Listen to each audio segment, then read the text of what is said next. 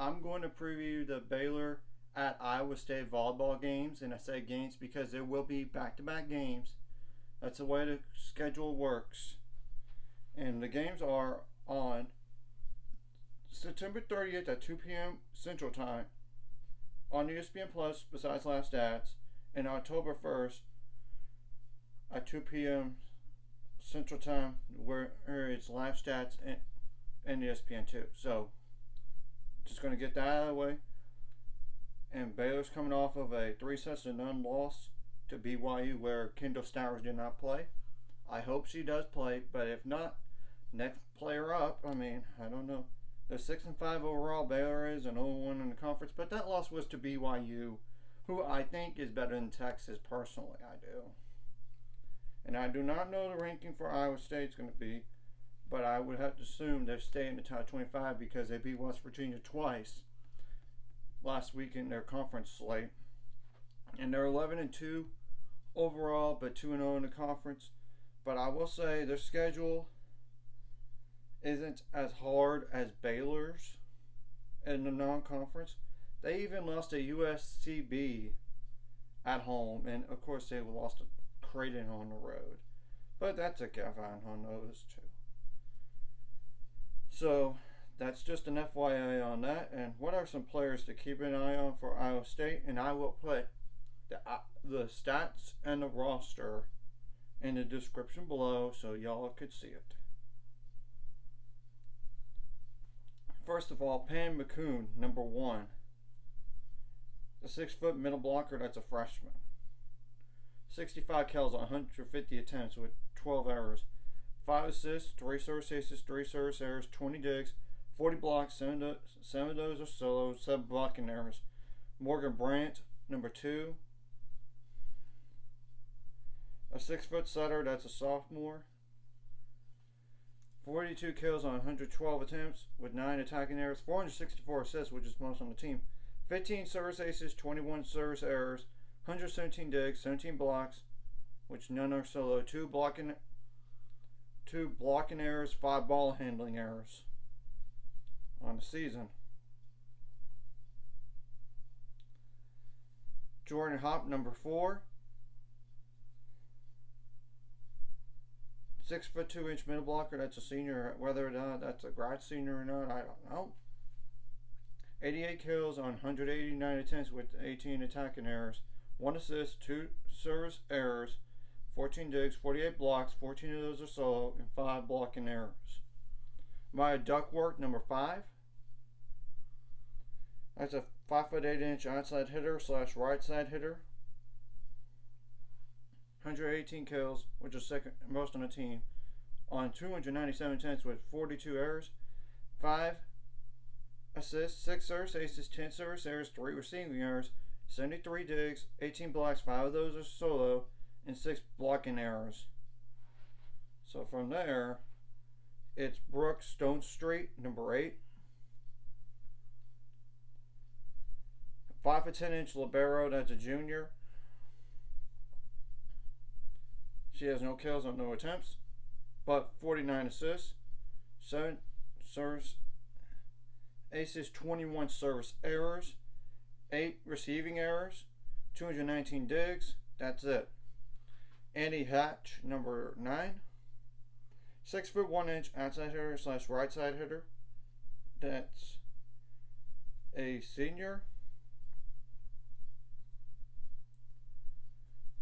76 kills on 189 attempts with 22 errors, 9 assists, 8 service aces, 3 service errors, 39 digs, 21 blocks, 8 blocks, and 2 of those are solo and 1 ball handling error.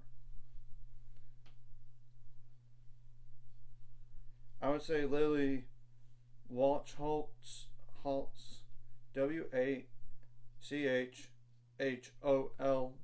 I apologize if I butcher that name right there. A 6'2" outside hitter, right side hitter, that's a redshirt freshman. 83 kills on 212 attempts with 27 attacking errors, 4 assists, 7 service aces, 9 service errors, 2 receiving errors, 20 digs, 17 blocks, 2 of those are solo. Nayeli, Nayeli Gonzalez, number 14. A 6'2" outside hitter, right side hitter, that's a freshman.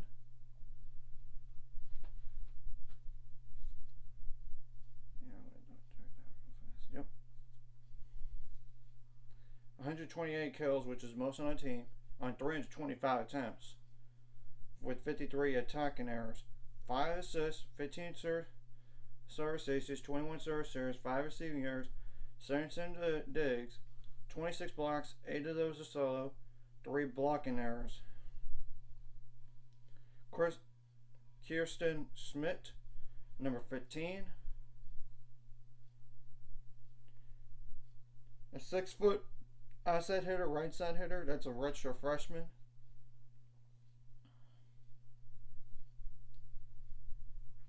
.25 kills on 79 attempts with 14 attacking errors, 2 assists, 1 service ace, 9 service errors, 5 receiving errors, 16 digs. Yeah, actually, she only played 15 sets all year, but oh well. I'm going to go ahead and finish off. 12 blocks, 1 solo, 1 blocking error, 1 ball handling error. Okay, Faith Durand, number 19. A 5'11" right side hitter, that's a sophomore.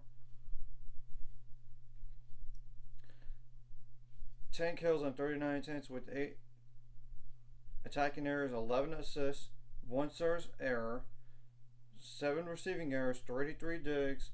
That's it. Now Paula Kurzlak, Krzeslak.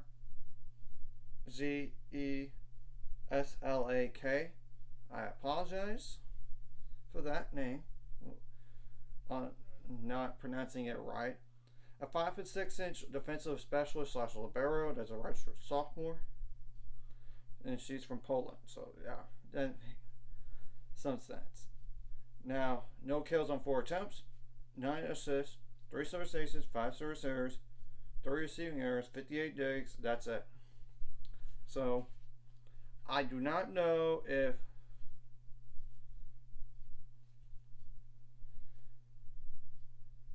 Kendall Stowers is even going to play. She played in the prior match. I don't know what the status on her is, but hopefully she plays. If not, we have to have other players step up, like Riley Simpson, for example, off the bench. Besides Elise McGee getting the start. I mean, I'm just telling the truth about that. You can't deny it. I mean, and Ali Check needs to step up as well. So, you have to play a lot cleaner game than you did against BYU. First of all, you have to when you look at the errors and all this. Obviously, you need better passing, and there was really good crisp passing just to set up some good kills, and or even like a Avery Carlson kill on her own. Of course, you want to block them as much as possible without getting a blocking error. Of course, you got to limit the errors across the board. You don't want overpasses, but if you force an overpass for the other team, you got to take advantage of it. You got to play solid defense. Of course, you want to be not so predictable offensively. So, I mean, just give it to multiple players and or they don't expect it. And it's like you go one way for so long. I mean, for a little bit, but then go the other way for the other side. And this is another road match. So, yeah, 3 straight road matches to start the conference. Ooh, that's going to test them. And, of course, you got to do better on side outs than the last game. I mean, when you look at the stats, the first set, 48%, second set, 54%, then 36% in the third. Yeah, and they even had a lead in the third. Baylor did against BYU in the third. And they just lost 25-15. Yeah, and when BYU, and you can't let Iowa State win the side out as well. I mean, when you look at the BYU match, Baylor allowed 60% or better on that. I'm just telling the truth. Of course, the guy dig every ball. The guy out hustle the other team. Of course, you can't let the crowd intimidate you or the environment get to you. And I think that part of the first match might have been the nerves of playing your first conference match ever. And I know you were down Kendall Stowers, and hopefully she does come back. But I mean, that's the truth.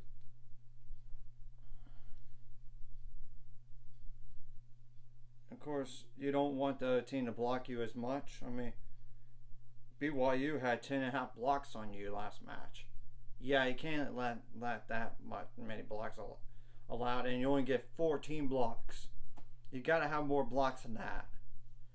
You got to.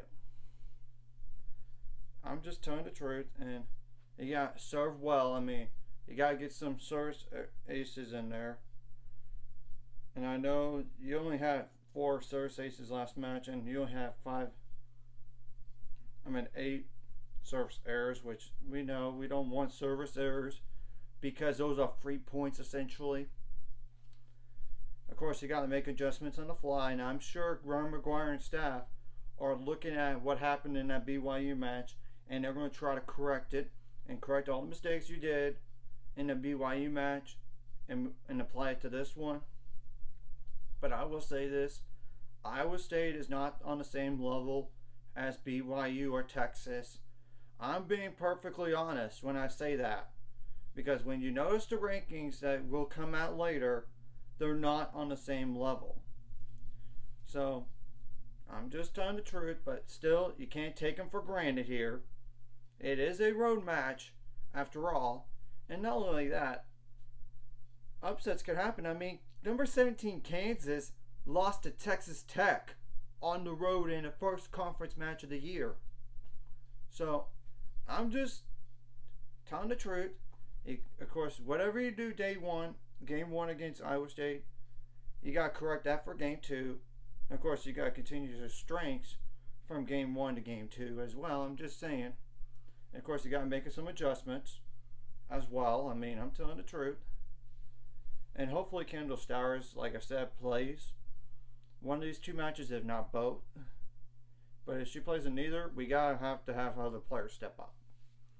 And then it's not including Emmanuel Bembembe at the middle blocker spot, or even Alicia Andrews, Alexis DaCosta, Sophia King.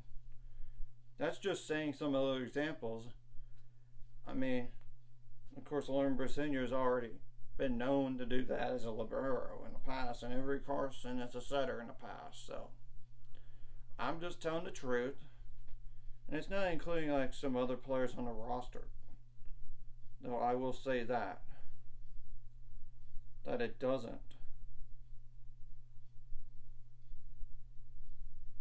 And you just got to play a lot cleaner of a game, and you don't want to allow big scoring runs for Iowa State at times. I mean, that's kind of what happened to BYU, allowing a big scoring run. You don't want to allow scoring runs to happen. Of course, the good news is they're not as good as BYU, like I said, but still, you got to play a cleaner game.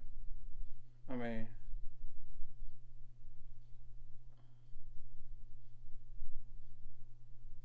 and hopefully you do, because I know what we're capable of. I mean, in an SFA match, in the first set, you only have 1 attacking error. That's how good you could play, and you got to remain consistent, and you got to be better in third sets, because that has been a problem this year. It seems like, it seems like we start well, but then we fall off, and of course you got to keep the energy and the focus all match long, and don't let anything try to rattle you. So I'm just saying,